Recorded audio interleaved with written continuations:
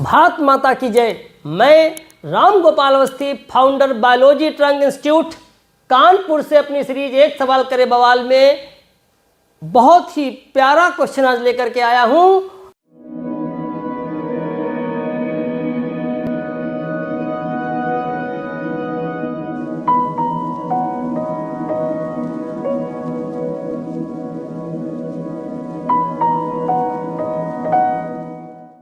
और वो भी किस टॉपिक का? टॉपिक है आपका, बहुत अच्छे से आप लोग पढ़ते हैं, जेनेटिक्स। तो जेनेटिक्स का जो पहला चैप्टर है एनसीईआरटी में, ये वाला चैप्टर बच्चों, principle of inheritance and variation. Principle of inheritance and variation पहला चैप्टर। उसका एक क्वेश्चन मैं आप लोगों से पूछने जा रहा हूं। आपने इस चैप्टर में बहुत कुछ पढ़ा होगा। मेंडल्स की डिस्कवरी, मेंडल्स लॉ, मेंडल्स के लॉ का एक्सेप्शन यानी अपवाद यानी डेविएशन, यानी वो लॉ जो मेंडल के लॉ को फॉलो नहीं करते, वो सब पढ़े होंगे। लिंकेज पढ़ा होगा, रिकॉम्बिनेशन पढ़ा होगा और बहुत कुछ पढ़ा होगा। तो जो इसका स्टार्टिंग पार्ट है, जहां पर हम जेनेटिक्स का इंट्रो करते हैं, एलील क्या है, हेरिडिटी क्या है, इनहेरिटेंस क्या है, फिनोटाइप क्या है, जीनोटाइप क्या है, डोमिनेंट क्या है, रिसेसिव क्या है, इन सब वर्ड। तो क्वेश्चन देखिएगा। तो आज एक सवाल करे बवाल में इस टॉपिक से एक क्वेश्चन मैं आपको दे रहा हूं। चलिए मैं यहीं लिख दे रहा हूं। क्वेश्चन है, which statement is correct?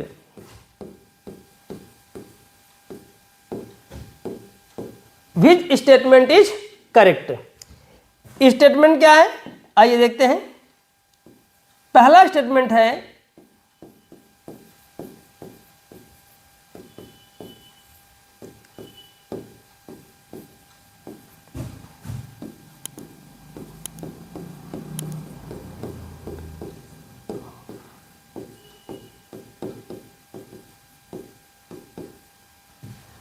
Heredity is the basis of inheritance.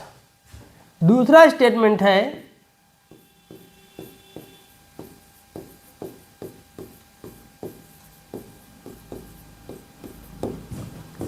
Inheritance is the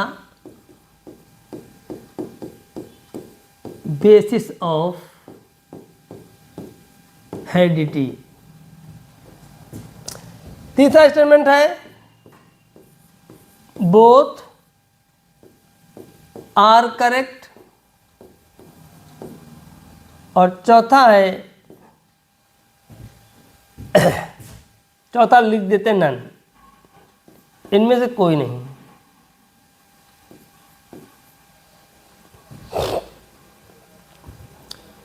none का मतलब इनमें से कोई करेक्ट नहीं है। देखिए, आपने अगर ये चैप्टर पढ़ा है तो दो टर्म आपने सुने होंगे। एक टर्म सुना होगा आपने, मैं यहां लिख दूं,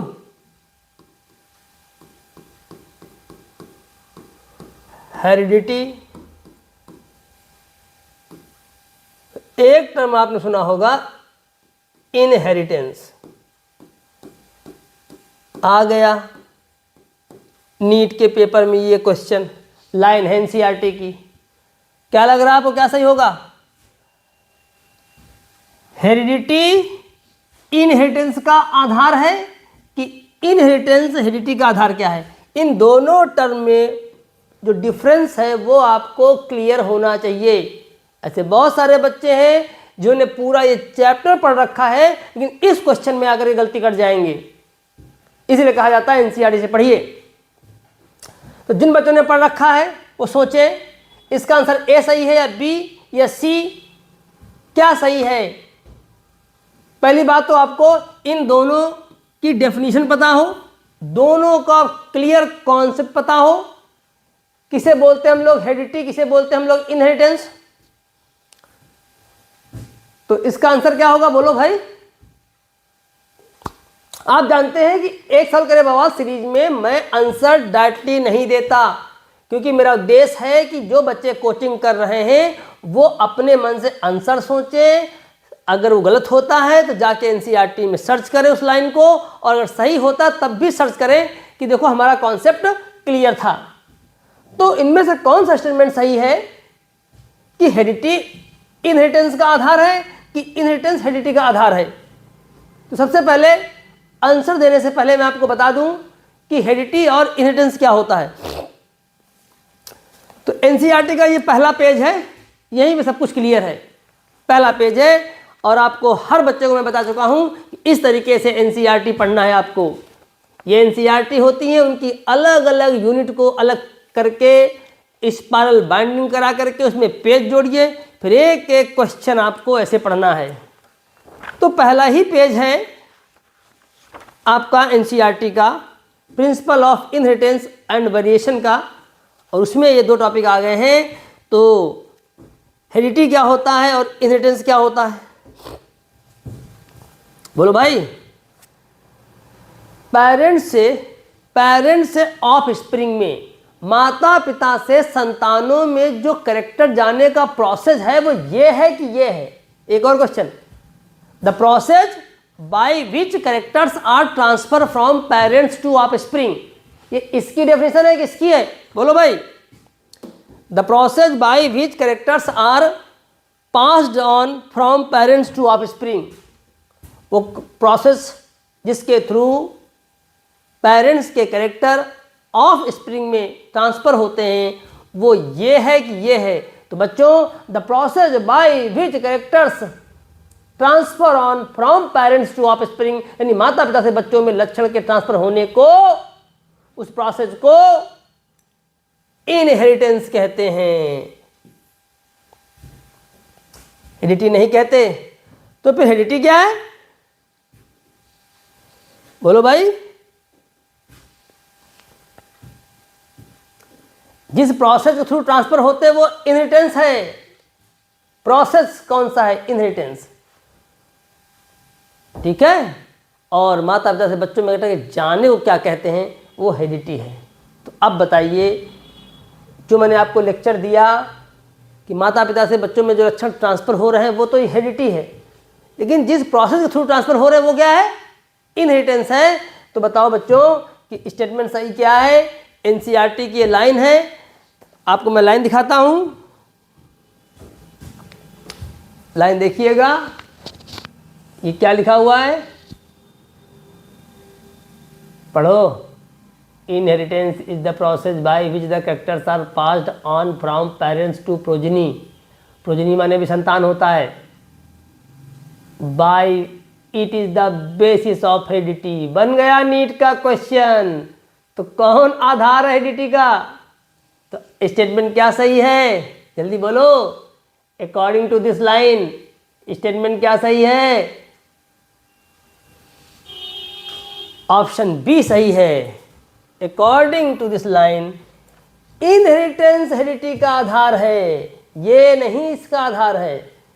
तो देखा, अगर ऐसे किसी बच्चे का जिसने चैप्टर को बहुत अच्छे से पढ़ा था ऑनलाइन या ऑफलाइन कोचिंग में, लेकिन इस सवाल में आकर के वो फंस गया, उसने ए लगा दिया, तो सोचो अगर किसी बच्चे ने यह ऑप्शन लगाया है, यह ऑप्शन लगाया है, उसकी सारी जेनेटिक्स बेकार हो गई पढ़ करके। इसीलिए कहता हूं एनसीईआरटी से पढ़ा करो। कई बार इस सवाल को बच्चों ने गलत किया है, बड़ी बड़ी कारपोरेट कोचिंग से बच्चे पढ़ करके आए हैं और मैंने उनसे कुछ नहीं पूछा, सिर्फ ये वाला क्वेश्चन पूछ दिया, इसी में बच्चा फंस गया। बताइए, छोटा सा क्वेश्चन आपका गलत हो रहा है और आप पढ़े क्या हैं। हाँ, मैं बता भी दूं कि भाई इसमें, इस चैप्टर में जब हम मेंडल्स की लॉ के एक्सेप्शन पढ़ते हैं, उनमें से सिर्फ 2 पढ़ने हैं आपको, केवल 2 पढ़ने हैं, आपके 2 लॉज पढ़ने हैं जो मेंडल्स लॉ के क्या हैं, एक्सेप्शन हैं, अपवाद हैं, सिर्फ आपको दो पढ़ने हैं। एक लॉ ऑफ इनकम्प्लीट डोमिनेंस, ये पढ़ना है सिलेबस में, ये हो गया एक। और दूसरा पढ़ना है, बड़ा बड़ा लिख दो भैया, कोडोमिनेंस। बस यही हमारे सिलेबस में है, यही दो पढ़ने हैं। ये दोनों लॉ मेंडल्स के लॉ को फॉलो नहीं करते। इंग्लिश में बोलेंगे तो डेविएशन फ्रॉम मेंडल्स लॉ या एक्सेप्शन ऑफ मेंडल्स लॉ। और सुनो, अगर किसी बच्चे ने ये पढ़ा है लीथल जीन, कलर चेंज कर दो भैया। अगर किसी बच्चे ने कहीं ये तो नहीं पढ़ लिया, कहीं ये तो नहीं पढ़ लिया, वो पढ़ा तो पक्का होगा कारपेट कोचिंग वालों ने।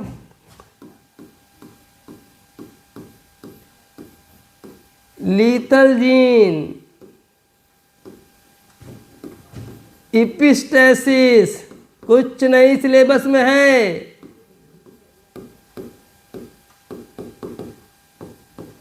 सप्लीमेंट्री फैक्टर, कॉम्प्लीमेंट्री फैक्टर, ये भी मेंडल्स के लॉ को फॉलो नहीं करते। लेकिन आपके सिलेबस में ये नहीं है, आपको ये नहीं पढ़ना है, नहीं पढ़ना है, नहीं पढ़ना है। और अगर आपको पढ़ाया गया, अगर आपने पढ़ा है, तो आपके साथ धोखा हुआ है। बार बार मैं कह रहा हूं कि केवल एनसीईआरटी पढ़िए। अगर किसी कारपोरेट कोचिंग की ऑनलाइन या ऑफलाइन कोचिंग में किसी टीचर ने पढ़ाया है, तो भैया तुमको वो सीपीएमटी पढ़ा रहा, नीट नहीं पढ़ा रहा है। जितना ज्ञान उसने अपने जीवन में लिया है बायो का, सब तुमको दिए दे रहा। तुम ज्ञानी बन जाओगे, लेकिन डॉक्टर नहीं बन पाओगे।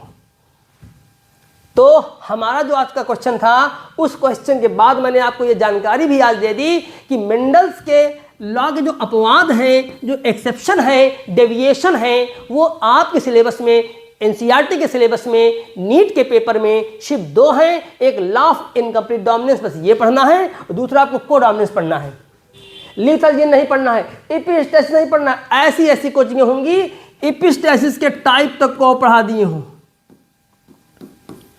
कॉम्प्लीमेंट्री फैक्टर, सप्लीमेंट्री फैक्टर, अगर आपने ये पढ़ा है तो आपका टाइम वेस्ट हुआ है और आपका नीट में सिलेक्शन कराया नहीं, रोका जा रहा है। तो भैया कहीं ये तो नहीं पढ़ लिया आप लोगों ने, सिर्फ आपको आप दो पढ़िए, वो भी एनसीईआरटी में जो दिया गया वो वाला एग्जाम्पल आप पढ़ेंगे, ठीक है। इनकम्प्लीट डोमिनेंस में जो एनसीईआरटी में दिया गया वो पढ़ेंगे आप। कोडोमिनेंस में जो एनसीईआरटी में दिया गया वो वाला पढ़ेंगे।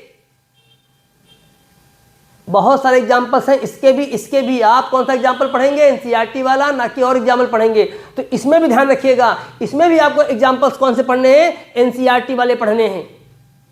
और ये तो बिल्कुल नहीं पढ़ना है और पढ़ा है और आपने नोट्स बनाया है, तो भैया आपका नीट में सिलेक्शन कराया नहीं, रोका जा रहा है। यही दुर्भाग्य है। आप देखिए पूरे भारतवर्ष में कि बच्चे नीट जैसे एग्जाम को ये जानते हुए कि पेपर एनसीईआरटी से ही बनता है, फिर भी वो मॉड्यूल के चक्कर में पड़े हुए हैं।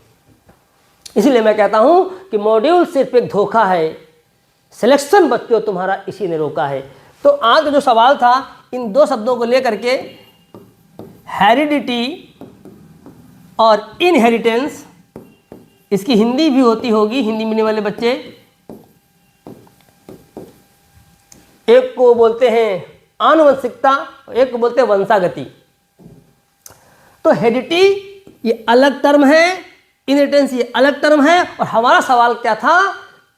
विच स्टेटमेंट इज करेक्ट, जिसमें मैंने दो ऑप्शन बनाए कि हेरिडिटी इसका आधार है कि ये इसका आधार है। तो आंसर क्या मिला? ये इसका आधार है।